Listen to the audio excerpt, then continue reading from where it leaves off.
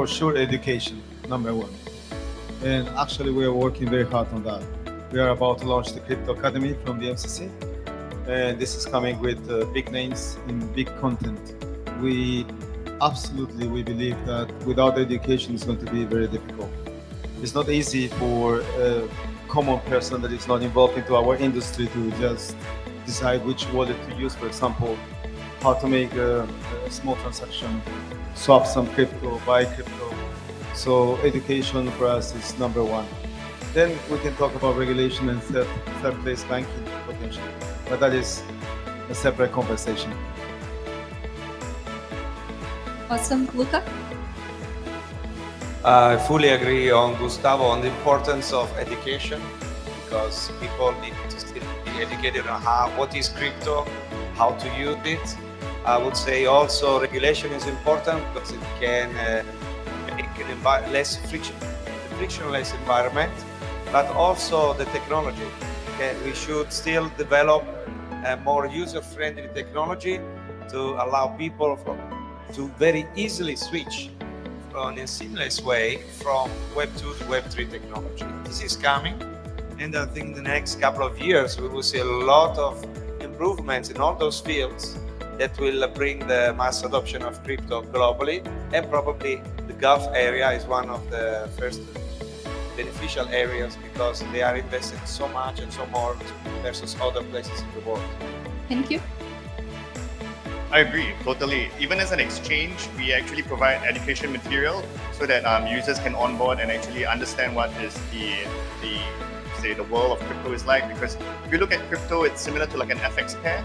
So you've got to be careful, because if you don't understand the fundamentals of trading, it can be quite nerve-wracking to newbies.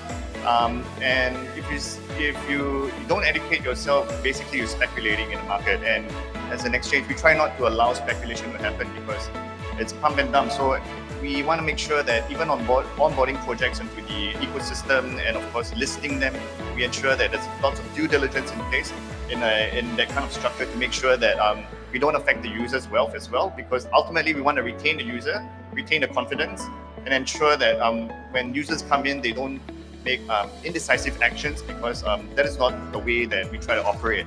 And as we come into the Gulf or try to meet people within certain regions, we want to make sure that they do understand the basic fundamentals, because that's what we want. We don't want anyone to just single invest. We want people to diversify. We want to ensure that they know what they're getting their hands into. And the Gulf provides this kind of opportunity because it is a multicultural area, and exchanges do ensure that you have added materials in different languages to ensure that we can tap different markets and of course the people, so that no one's lost. So we would say that in the crypto world, we try to be as diversified and diverse as possible to make sure that everyone knows what they're doing, and of course to bring everyone on board into the ecosystem. Because once we start evolving from just trading on crypto markets, on metaverses, what is the metaverse? Everyone wants to know what's a new project, because we see so many projects coming on board and everyone is happy that there's new projects, but the differentiating factor, and it creates a lot more, you could say, questions. And of course, when you move into like DeFi, CeFi, it comes on board into a new form of regulations that, of course, based on the country that's coming on board, you need to understand that that's a different topic, like how Lucas has mentioned. And trying to make sure that when we get on into a zone or a location, that try to do the baseline of understanding, make sure that any general person who wants to get on board the crypto world knows a bit for them to kick start rather than not doing it all. Yeah. Thank you very much. And what about you, Tanya? Yeah, I think the education piece is very, very important. But one thing that we haven't touched on yet is the concept of trust. And I think we're still in the very, very early innings of, figuring out all this works with, the Binance hack last week, with Wormhole, with, Wintermute. I mean, the list goes on and on. We feel like every, couple weeks or so, some protocol or project gets hacked for over 100 million. So, as we work through all the kinks and through, this developmental process, I think, once we iron out those details, we can push towards mass adoption once the risk is a little bit less and more trust is built between consumers and retail.